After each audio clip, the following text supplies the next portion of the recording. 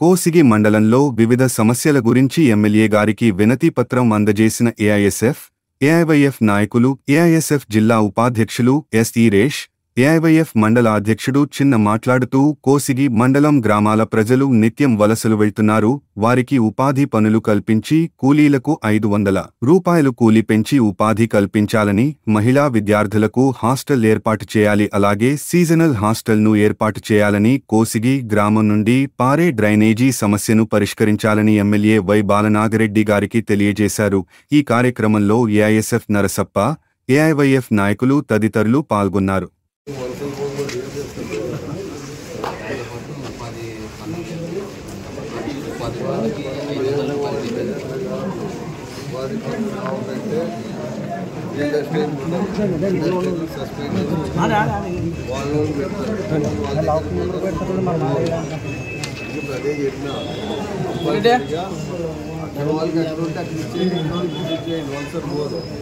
ఏదంటే పరిస్థితి మీ ఇష్టం, మీరు అది అనుభవించారు.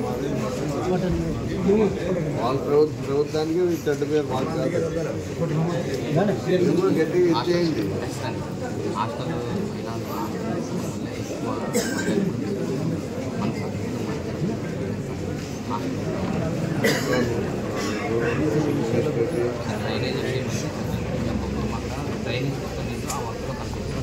దాని మీద అధికారులకు ఎన్నిసార్లు వినతిపత్రం ఇచ్చినా అసలు పట్టించుకోవడం లేదు. దాంతోపాటు నీళ్ళు తాగిన వాళ్ళంతా అనారోగ్యంతో పాటు అయినా అధికారులు RWAE అయితే స్పందిస్తానని చెప్తున్నాడు, ఆయన స్పందించలేదు.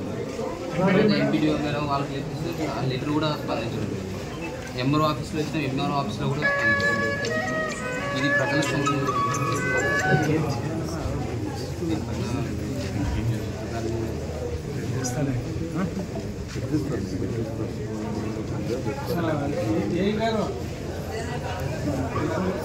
డ్రైనేజ్ నీళ్ళల్లా అక్కడ వంకలో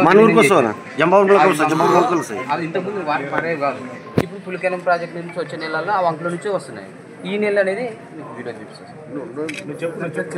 ఆ నీళ్ళు అనేది ఆ వంకలో నీళ్ళల్లో డ్రైనేజ్ సిస్టమ్ ఏర్పాటు చేయకపోవడం వల్ల ఆ నీళ్ళు నిల్వన్నాయి. ఇప్పుడు ఈ నీళ్ళు పైనుంచి వచ్చే నీళ్ళల్లో ఆ నీళ్ళలో కలిపిపోయింది.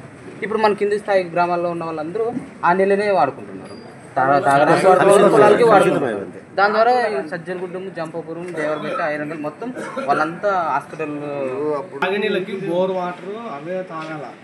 వంకలో నీళ్ళు ఇప్పుడు వంక నీళ్ళు కొంచెం కూడా ఏదో కలిపి వస్తుంటాయి, అని చెప్పి వస్తుంటాయి.